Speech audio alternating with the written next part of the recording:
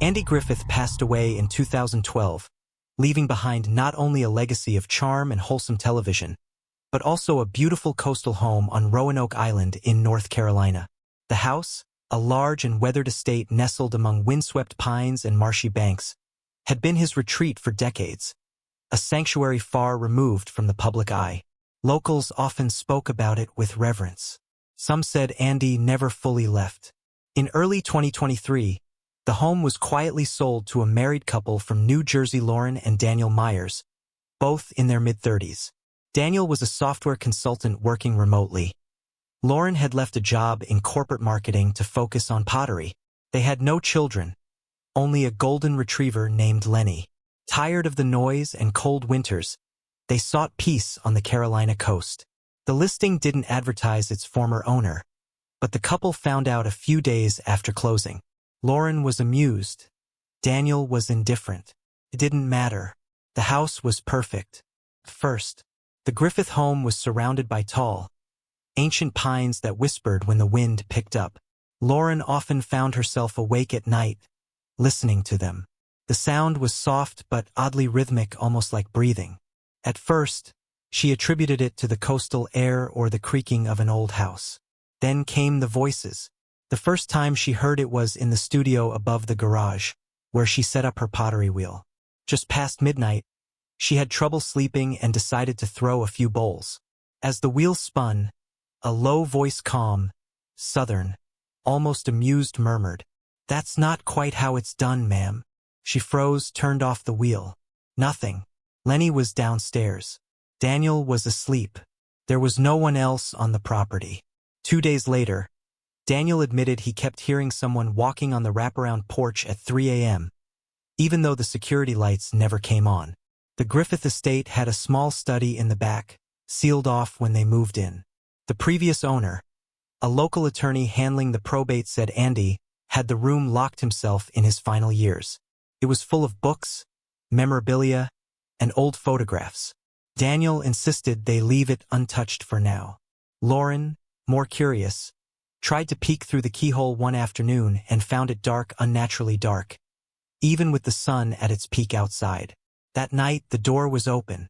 Inside, the air was cold, despite the thermostat set at 72.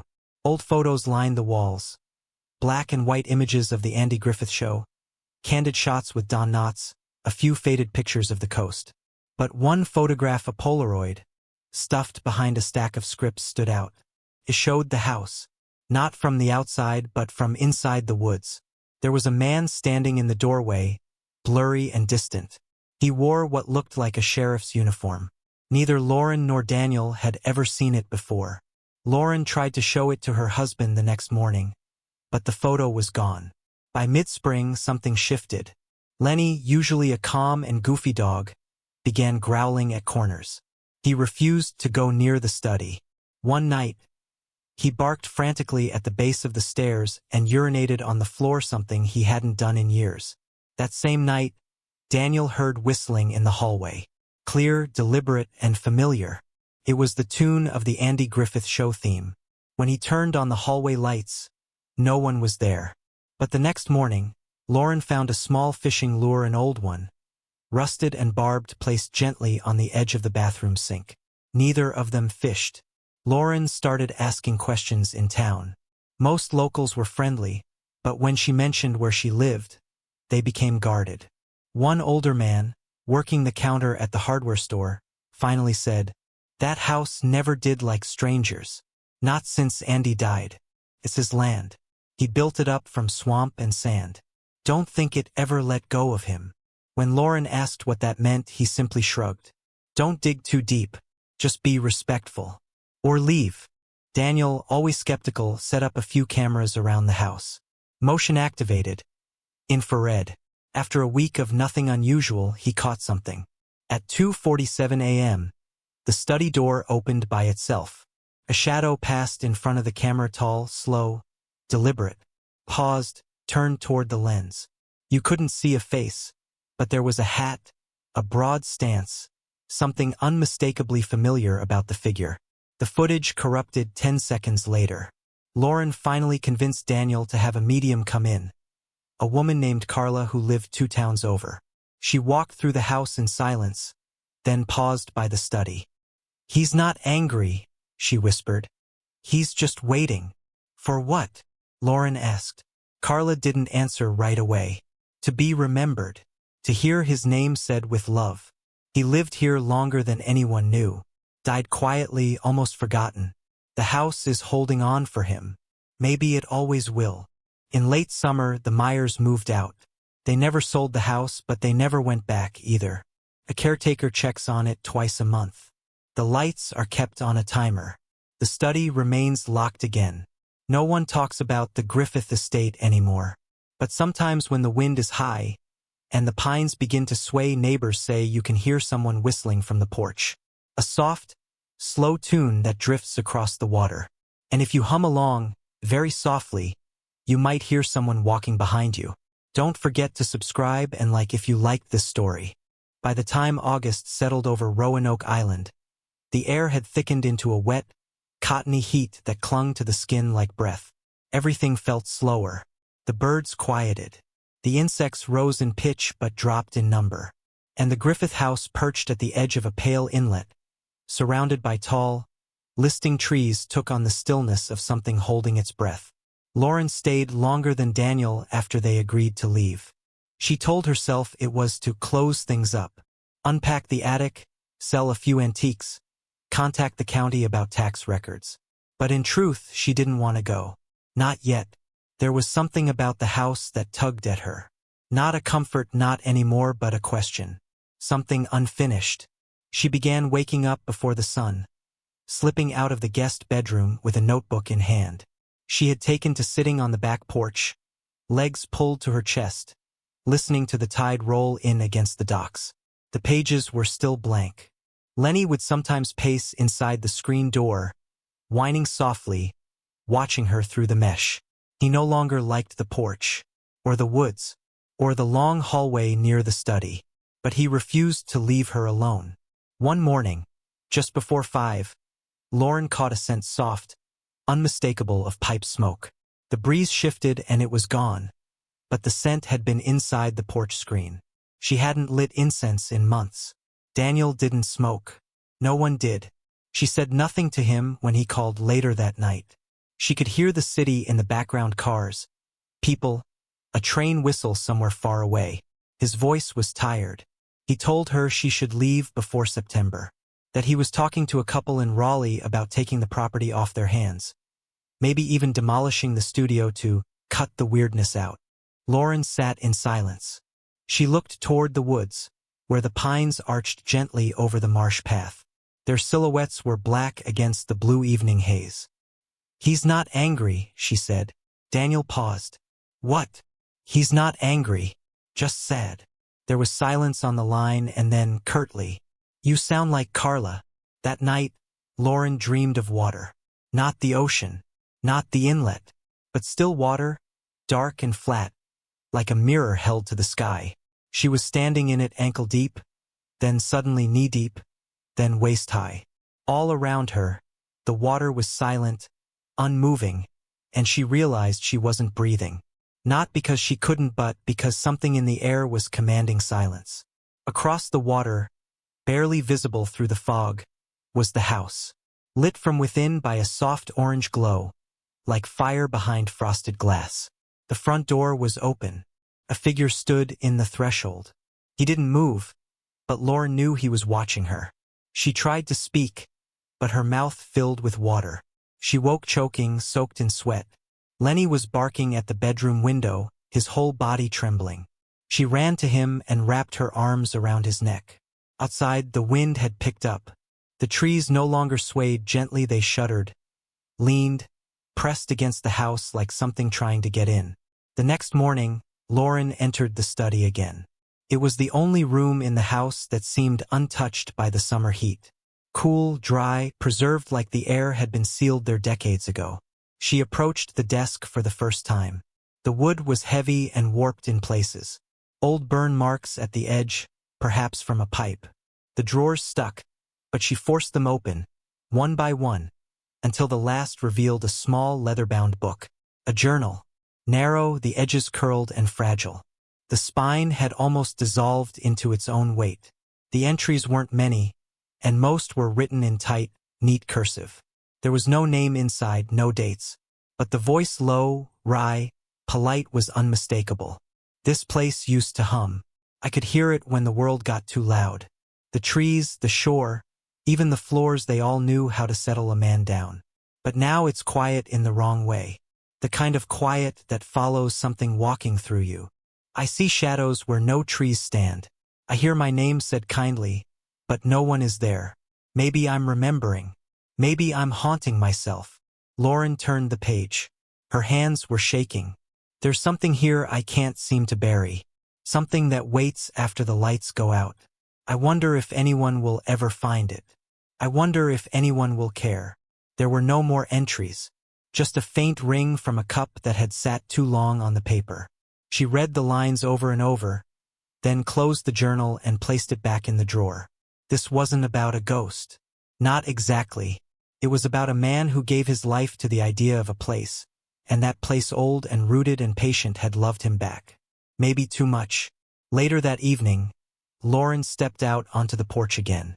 The air was different. Not cooler exactly, but clearer. She held a single candle in a brass holder, the same one she found in the attic, and sat it on the table by the screen door.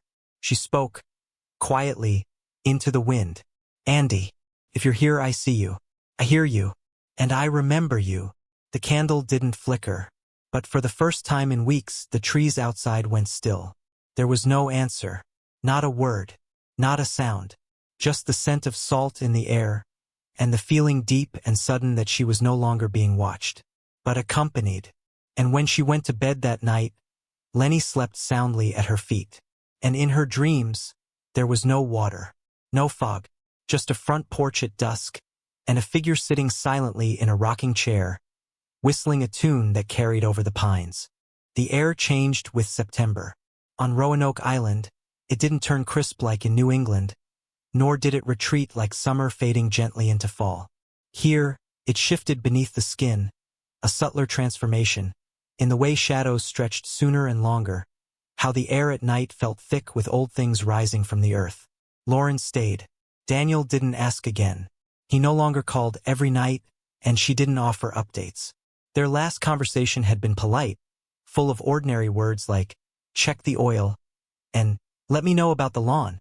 But under the small talk, she could feel the separation growing like vines twisting gently between two beams of wood. Neither snapped, but both began to creak under the weight. The house, in contrast, had grown quieter. Not empty, never empty, but less strained.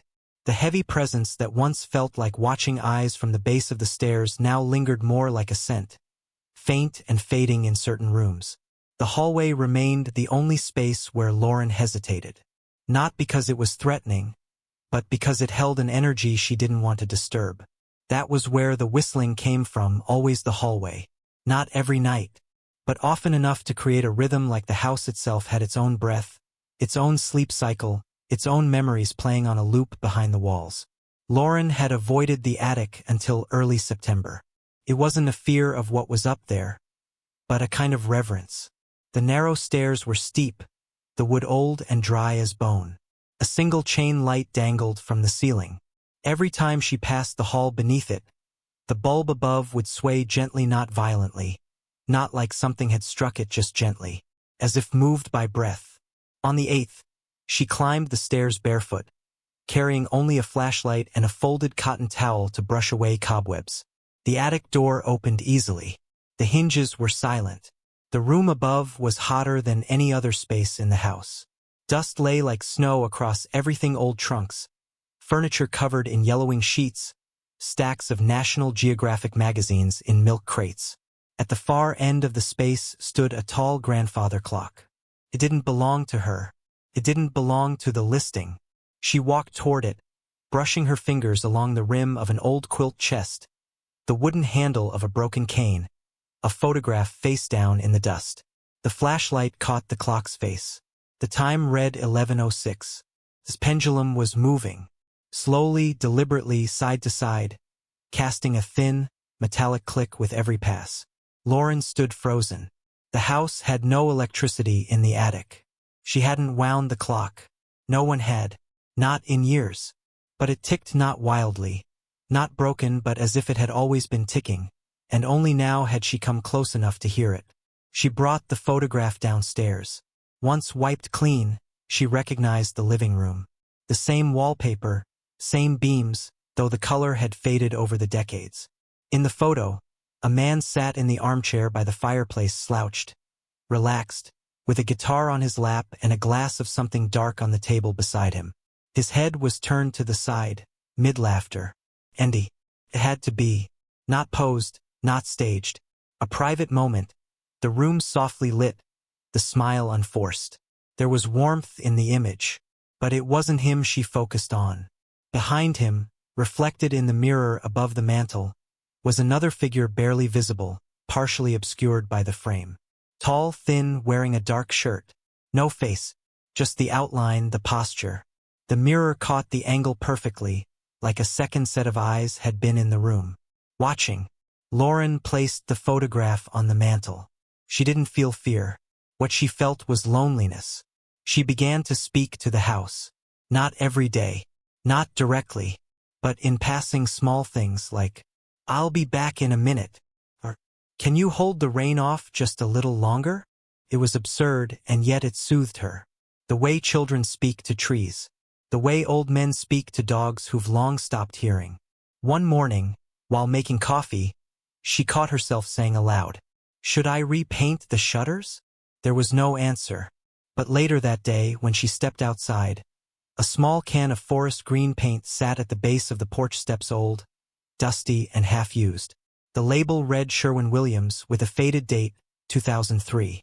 She stared at it for a long time before picking it up. She painted the shutters. That night, the candle on the table relit itself just after sunset. September 19th, just after 2 a.m. The whistling woke her. This time it was different. Not distant. Not from the hallway. It was just outside her door. A slow, careful whistle. The tune familiar, always the same but drawn out longer now, slower, almost tentative. Lauren sat up, heart hammering in her chest. She didn't move. She didn't call for Lenny. She just listened. The sound moved not away, not toward, but across. As if whoever made it was pacing the upstairs hall, just behind the wall. And then it stopped. The silence after was louder than the whistle itself. The kind of silence you can feel in your jaw, your chest, behind your eyes. When she opened the door, there was nothing. The hallway stretched long and empty. The grandfather clock ticked in the attic above, soft and steady. She didn't sleep again that night, but she also didn't leave the room. And for the first time since she moved in, the house didn't feel like it belonged to her. Felt like it had been waiting. October came in slow, golden sheets of dying sun. On Roanoke Island, the leaves changed not with brilliance but with fatigue.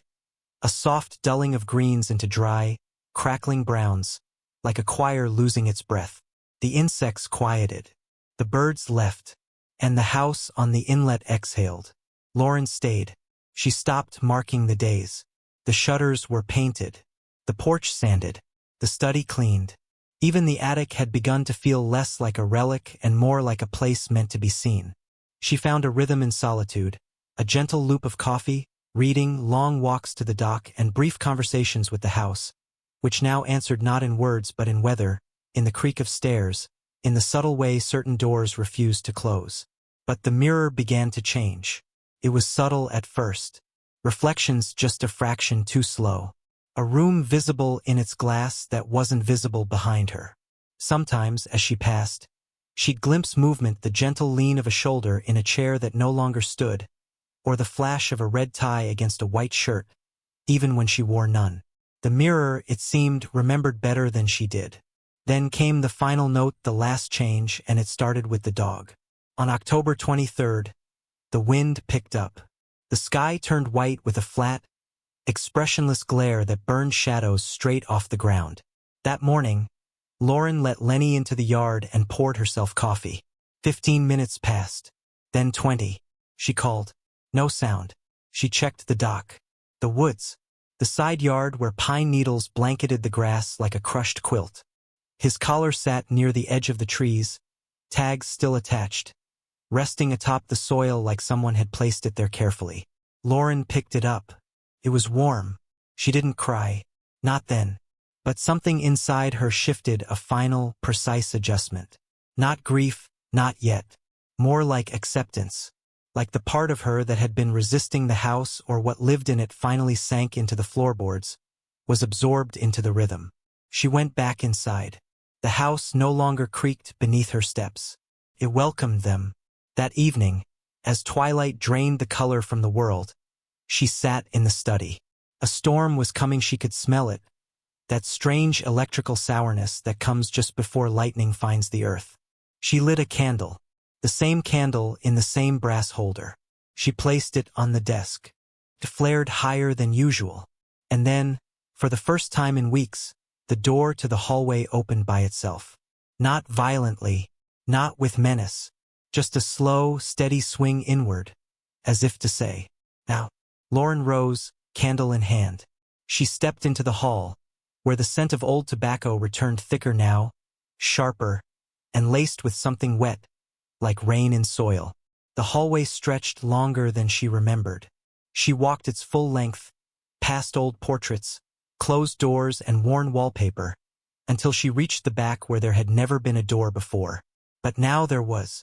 Pale wood, brass knob, faintly humming behind it, the sound of a radio tuned just slightly off station. She touched the knob. Cold. Turned it. The door opened into a room that didn't belong to any blueprint. It was a den, perfectly preserved, bathed in amber lamplight. The walls lined with books, faded records, and one large chair facing the window, not her window.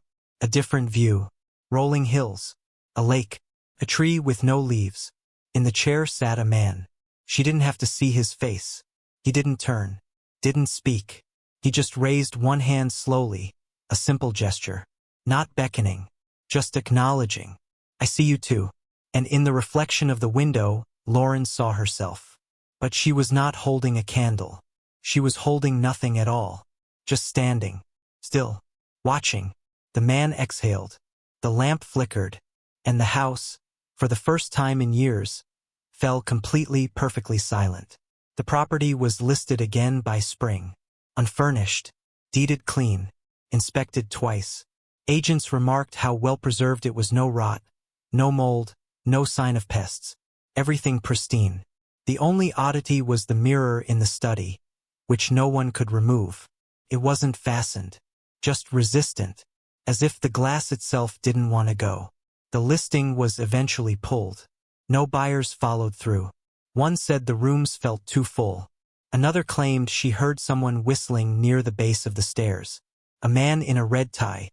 No one mentioned Lauren. No one knew where she went. Her car was never found. But the candle on the desk, some say, lights itself every evening. And sometimes, when the wind dies and the sky burns gold, if you listen close enough just past the porch, you'll hear whistling. Something familiar. Something warm. Something still here. Don't forget to subscribe and like if you liked this story.